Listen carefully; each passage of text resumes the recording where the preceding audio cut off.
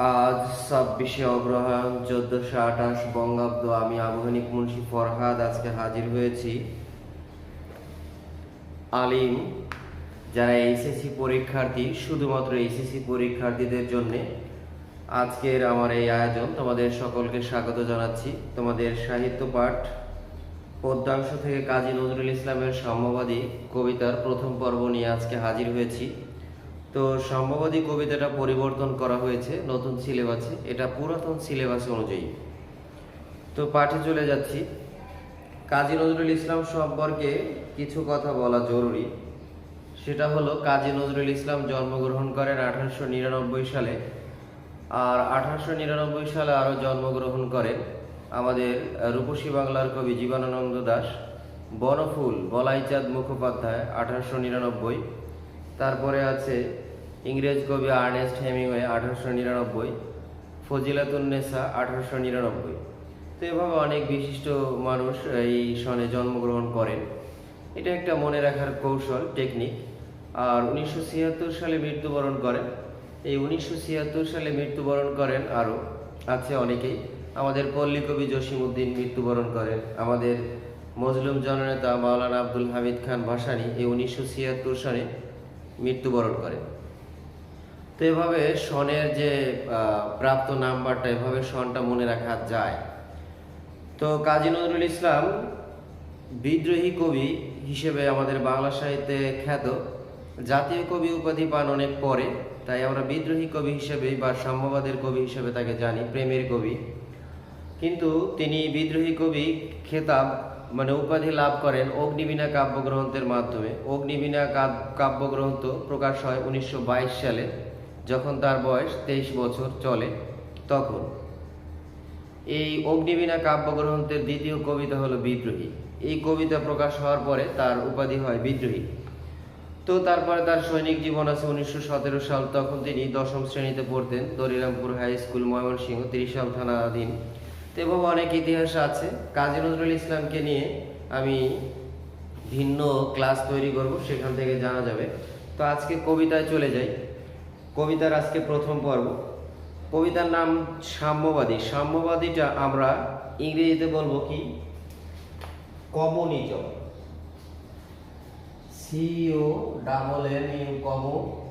CONNISM, communism মানে সাম্যবাদী। আর সাম্যবাদ বলতে তাহলে কি বোঝায়? যে মতবাদ জাতি ধর্ম বর্ণ নির্বিশেষে সকল অধিকার নিশ্চিত করে তাকে বলা হয় সাম্যবাদ। আর যে সাম্যবাদের অনুসারী তাকে বলা হয় সাম্যবাদী। গাহি সাম্যের গান। এখানে সাম্য শব্দের অর্থ হলো সমতা, সম যোগ জ ফলা, এভাবে শব্দটি গঠিত হয়েছে। যেখানে আসিয়া এক হয়ে গেছে সব বাধা ব্যবধান। বাধা অর্থ হলো নিষেধ আর বাধা।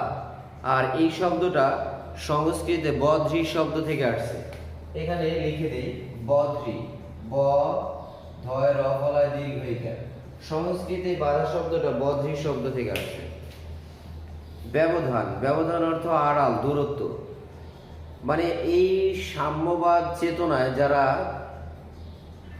আছে তাদের কাছে জাতি ধর্ম বর্ণ নির্বিশেষে সবাই মানুষ, এই একটা পরিচয়। তাদের কাছে হিন্দু মুসলিম বৌদ্ধ খ্রিস্টান পার্সি জৈন শিখ এইগুলি নেই। তাদের কাছে একটা মতবাদ, সেটা হলো সাম্যবাদ। এখানে সবাই সমান। সেইটা বলছে কাজী নজরুল ইসলাম, যে যেখানে আসিয়া, কোথায় আসিয়া? এই সাম্যবাদের কাছে এসে সবাই এক হয়ে গেছে। যেখানে আসিয়া এক হয়ে গেছে সব বাধা ব্যবধান, যেখানে মিশেছে হিন্দু বৌদ্ধ মুসলিম খ্রিস্টান। তো হিন্দু এটা হলো ফার্সি শব্দ, হিন্দু শব্দটি ফার্সি শব্দ। আর সংস্কৃত সিন্ধু শব্দ থেকে আসছে। বৌদ্ধ, বৌদ্ধ শব্দটার গঠন হলো বুদ্ধ যোগ অ। গৌতম বুদ্ধের প্রবর্তিত ধর্মের অনুসারীদেরকে বৌদ্ধ বলা হয়। মুসলিম, হযরত মুহাম্মদ সাল্লাল্লাহু আলাইহি ওয়াসাল্লাম কর্তৃক যে ধর্মটা প্রবর্তন হয়েছে, সেই ধর্মের অনুসারী মুসলিম। এটি আরবি শব্দ। আর সোজা কথা, ইসলাম ধর্মাবলম্বীদেরকে মুসলিম বলা হয়। খ্রিস্টান, খ্রিস্টান মানে খ্রিস্টান, আর এই খ্রিস্টান আমরা জানি কারা, যারা মানে খ্রিস্ট ধর্মাবলম্বী তাদেরকে বলা হয় খ্রিস্টান। গাহি সাম্যের গান, কে তুমি।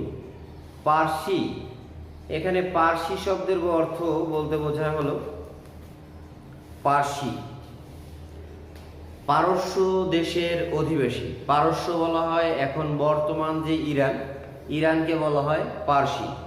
সোজা কথা, ইরানের নাগরিকদেরকে বলা হয় পার্সি। জৈন, জৈন হলো জিন যোগ অ, এভাবে শব্দটি সংস্কৃতে গঠিত। মহাবীর কর্তৃক, জৈন মহাবীর কর্তৃক পরিবর্তিত ধর্মের অনুসারীদেরকে জৈন ধর্মাবলম্বী বলা হয়। ইহুদি, ইহুদি হলো জিউ, জে ই ডাব্লিউ, জিউ। আরবি শব্দ অহুদ, অন্তস্থ হয় দীর্ঘকার দ অহুদ। হিব্রু জাতি, হিব্রু ধর্মগ্রন্থ মেনে চলে যারা, তাদেরকে বলা হয় ইহুদি। সাঁওতাল, ভিল, গারো। এখানে কাজী নজরুলের এই কবিতা পড়তে গিয়ে আমি মানে আমার খবর হয়ে গেছে শব্দার্থ করতে গিয়ে।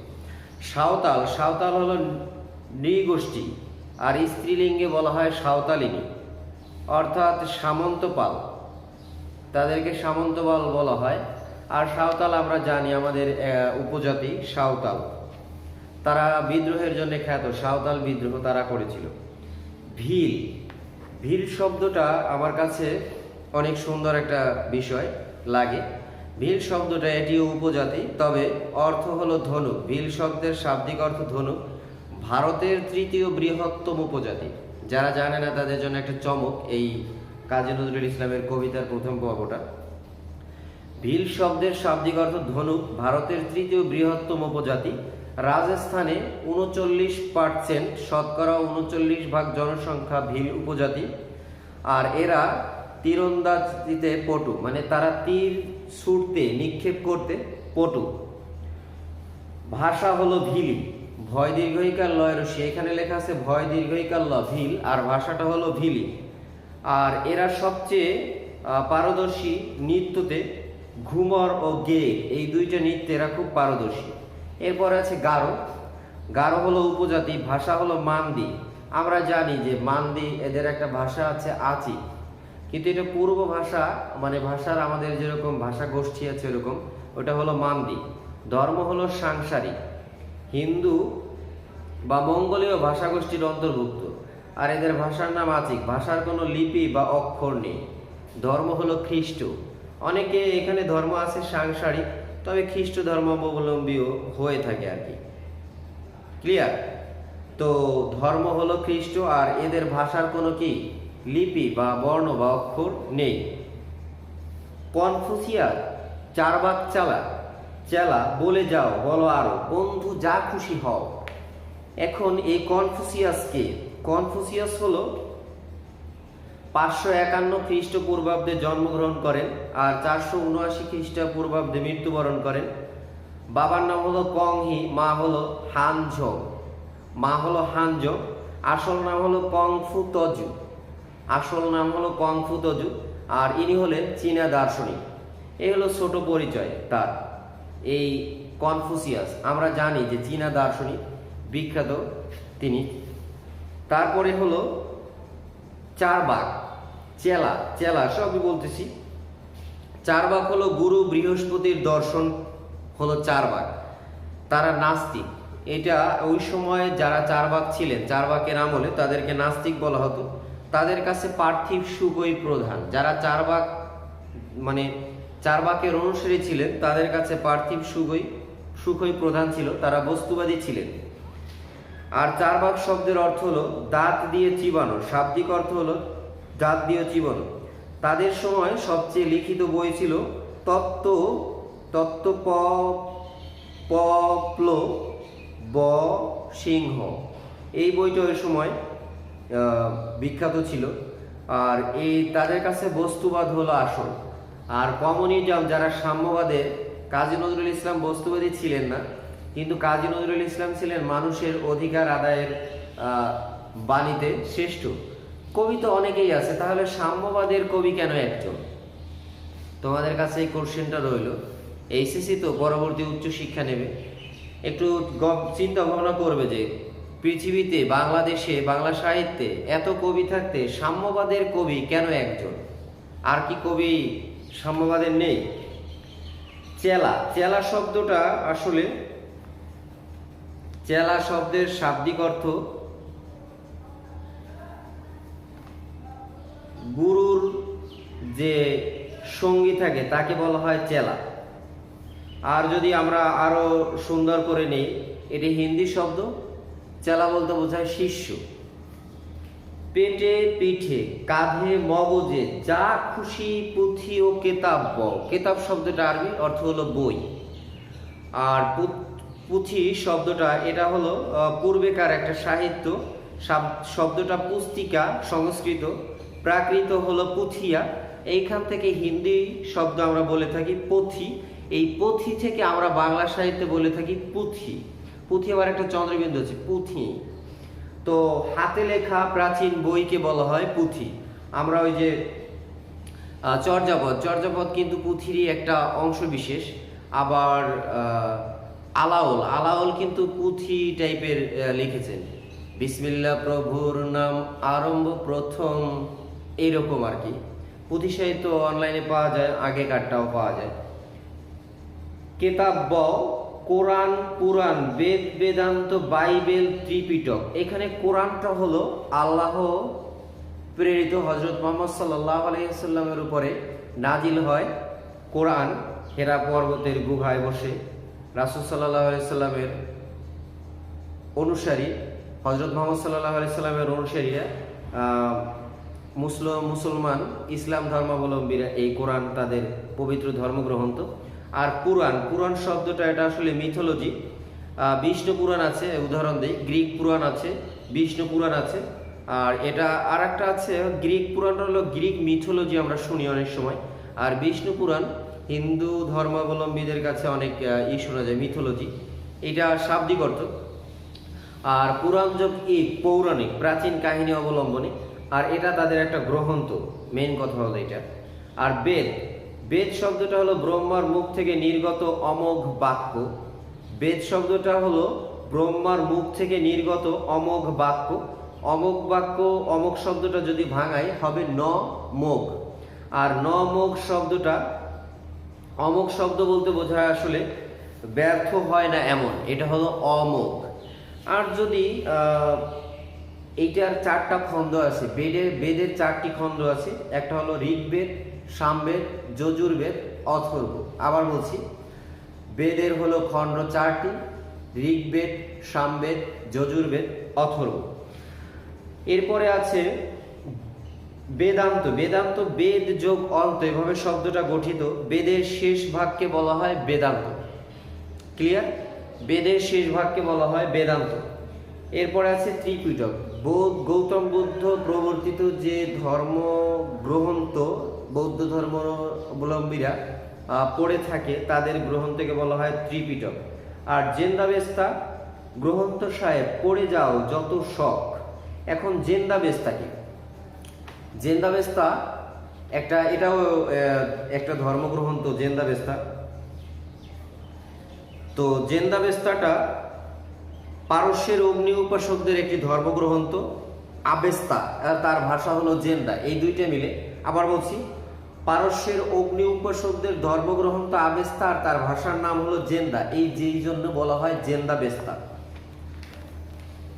গ্রন্থ সাহেব, গ্রন্থ সাহেবটা হলো, গ্রন্থ সাহেব হলো আচ্ছা, বেদান্ত, বাইবেল, বাইবেলটা বলিনি, বাইবেলটা একটু বলে দিই। আচ্ছা, গ্রন্থ সাহেবটা একটু বলি। শিখ ধর্মাবলম্বীদের ধর্মগ্রন্থকে বলা হয় গ্রন্থ সাহেব। বাইবেলটা বলিনি, বাইবেলটা হলো খ্রিস্টান ধর্মাবলম্বীদের ধর্মগ্রন্থ, BIBLE, বাইবেল। আর এই বাইবেল, এরপরে আছে ত্রিপিটক। ত্রিপিটকটা এরও খণ্ড আছে, ত্রিপিটকের 3টা খণ্ড আছে। আবার বলছি, ত্রিপিটকের 3টি খণ্ড আছে। একটা হলো সূত্র বা সূত্র, আর একটা আছে হলো অভিধর্ম বা অভিধর্ম। এটা পূর্বের সংস্কৃত ভাষায় আর কি লেখা। সূত্র, অভিধর্ম ও বিনয় অংশ বিভক্ত এই বৌদ্ধ শাস্ত্র গ্রন্থ। ঠিক আছে, এই 3টে। পড়ে যাও যত শখ, মানে যত ধর্মগ্রন্থ আছে সব কিছু তুমি শেষ করে যাও, পড়ে ফেলো, কাঁধে নাও, মগজে নাও, আর ব্যাগে ভরে হাঁটো, সামনে নিয়ে হাঁটো, পেছনে নিয়ে হাঁটো। কিন্তু কেন এই পণ্ডশ্রম? কিন্তু কেন কবি বলছেন এই পণ্ডশ্রম কেন, বৃথাশ্রম কেন? মগজে হানিছ শুল, মানে মিছি পৃথিবীতে কেন গোলযোগ তৈরি করছো? শুল এটা হলো শুল ধাতু যোগ এভাবে গঠিত, আমরা ত্রিশূল নামে জানি। মহাদেবের হাতে থাকে ত্রিশূল, এখানে সেই শুলের কথা বিশেষ করে বলা হয়েছে। তো আজকের প্রথম পর্ব এই শুল পর্যন্ত, দ্বিতীয় পর্ব নিয়ে ইনশাআল্লাহ আবার দেখা হবে। তো শব্দার্থগুলো আমি বলে দিয়েছি, তারপরে একটু লিখে দেই স্বাভাবিকভাবে ছোট ছোট করে। সাম্য শব্দটা গঠিত হলো সমযোগ জ ফলা, এই হলো সাম্য শব্দের গঠন। আর শাব্দিক অর্থ হলো সমতা। বাধা, বদ্রী শব্দ থেকে আসছে বাধা, আর বাধা শব্দটা হলো শাব্দিক অর্থ হলো নিষেধ, নিষেধ। এরপরে ব্যবধান শব্দের অর্থ হলো আড়াল, দূরত্ব, পার্থক্য। বৌদ্ধ, বুদ্ধ যোগ অ, গৌতম বুদ্ধ প্রবলিত ধর্মাবলম্বীদেরকে বৌদ্ধ বলা হয়। পার্সি, পার্সি ইরানের নাগরিক। আর আমরা আসলে পার্সি বলতে বুঝবো হলো পারস্যের অধিবাসী, আর পারস্য বলতে বোঝায় ইরান। জৈন, জৈন শব্দটা হলো জিন যোগ অ, এভাবে সংস্কৃতে গঠিত, জিন যোগ অ, জৈন। আর মহাবীর কর্তৃক, আর এখানে লিখলাম না, মহাবীর কর্তৃক প্রবর্তিত ধর্মের অনুসারীদেরকে বলা হয় জৈন। ইহুদি, ইহুদি শব্দটা হলো জিউ, জিউ আর কি, জিউস আমরা বলে থাকি। আরবি শব্দ এটা, আরবি আদিয়া লিখলাম, অন্তস্থ অ, হয় রস্যু, হয় দীর্ঘ উকার হবে, হয় দীর্ঘ উকার বা অহুর, এই শব্দ থেকে আসছে। আর হিব্রু জাতি, হিব্রু ধর্মগ্রন্থ মেনে চলে এমন, তাদেরকে বলা হয় এই ইহুদি। সাঁওতাল, সাঁওতাল শব্দটা আমরা জানি যে এটা হলো আমাদের নৃগোষ্ঠী আছে সাঁওতাল, স্ত্রীলিঙ্গে বলা হয় সাঁওতালনি, সাঁওতালনি। আর সামন্ত পাল, সামন্ত পাল বলা হয়। এরপর আছে শুল, শুলটা সব শেষের শব্দ অর্থ ছিল, এখানে জায়গা আছে তাই নিয়ে আসছি। আমরা যেটা আর কি ত্রিশূল বলি, ত্রিশূল। ভিল, ভিল শব্দের শাব্দিক অর্থ বলছি ধনুক। আর আমি বলছি যে রাজস্থানের 39 মানব হলো এই ভিল উপজাতি। আর ভিল উপজাতি এরা তীরন্দাজিতে পটু, মানে তীর ছুটতে পারে ভালো। আর হলো ভারতের তৃতীয় বৃহত্তম উপজাতি এইটা, এরা এদের ভাষার নাম হলো ভিলি। এই ভি ভয়রসি ভি লয়রসি ভিলি। আর এরা ঘুমর ও গেয়ের নৃত্য খুব ভালো বোঝে। ইন্ডিয়ান অনেক সিনেমায় কিন্তু এটা দেখানো হয়, অনেক উপলব্ধি করতে পারে। ভিলদের দেখানো হয়, অনেক উপলব্ধি করতে পারে না। ওয়ান ম্যান আর্মি, এই সিনেমাটায় একটা অংশ আছে, ঠিক আছে। এরপরে আছে হলো গারো, গারো আমরা জানি, গারো হলো আমাদের বাংলাদেশে আছে উপজাতি।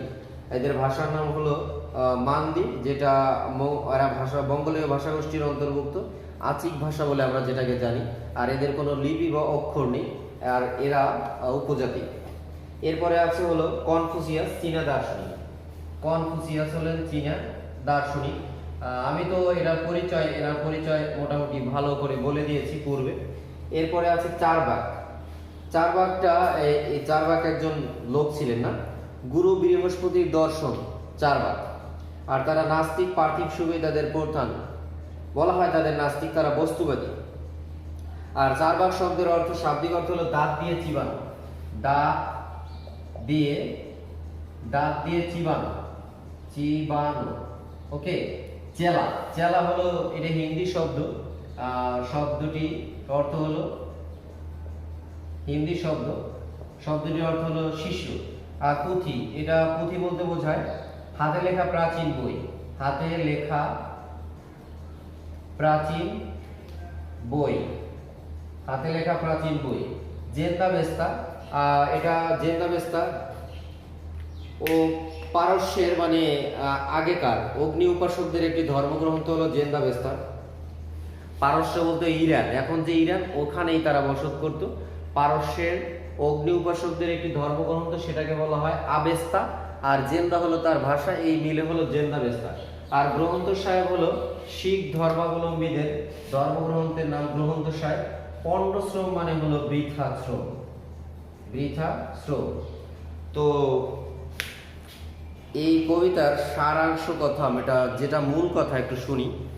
মূল কথা হলো পৃথিবীতে যা মানুষ হলো জাতি ধর্ম বর্ণ নির্বিশেষে আমরা সবাই মানুষ, এটা আমাদের পরিচয় হওয়া উচিত। কিন্তু মিছাই মানুষে মানুষে এই ধর্ম নিয়ে কোলাহল তৈরি করে, যেমন কোরআন, বেদ, বাইবেল, ত্রিপিটক, তারপরে আছে গ্রন্থ সাহেব, তারপরে আছে চারবাক। এরা এই বিভিন্ন নীতি নিয়ে পৃথিবীতে ধর্ম নিয়ে গোলযোগ তৈরি করে। তারা মানুষে মানুষে ভেদাভেদ তৈরি করে ফেলে। হিন্দু, বৌদ্ধ, মুসলিম, খ্রিস্টান, পার্সি, শিখ, জৈন, এই ভিন্ন ভিন্ন স্তরে স্তরে ভাগ করে। কিন্তু আসলে কেন এই পণ্ডশ্রম? যত খুশি কেতাব পুস্তক তোমরা পড়ো, মগজে বয়ে বেড়াও, কিন্তু আমাদের পরিচয় একটাই, আমরা হলাম মানুষ। তো আজকে এই পর্যন্ত। দ্বিতীয় পর্ব নিয়ে ইনশাল্লাহ আবার একদিন দেখা হবে। আর বিদ্রোহী কবিতা ইনশাল্লাহ যারা পরবর্তীতে আছে এইচএসসি তাদের জন্য নিয়ে আসব, একটা ভিন্ন উপস্থাপনা থাকবে। আর আমার ক্লাসে যেটা সবচেয়ে আকর্ষণীয় সেটা হলো শব্দার্থ, এবং প্রত্যেক শব্দটার দিয়ে দিই আমি, মানে উৎপত্তি সব কিছু দিয়ে দিই। তো ভালো লাগলে ভালো, না ভালো লাগলে গেল। আজকে এ পর্যন্ত। তোমাদের সুস্থ জীবন কামনা করছি। আল্লাহ হাফেজ।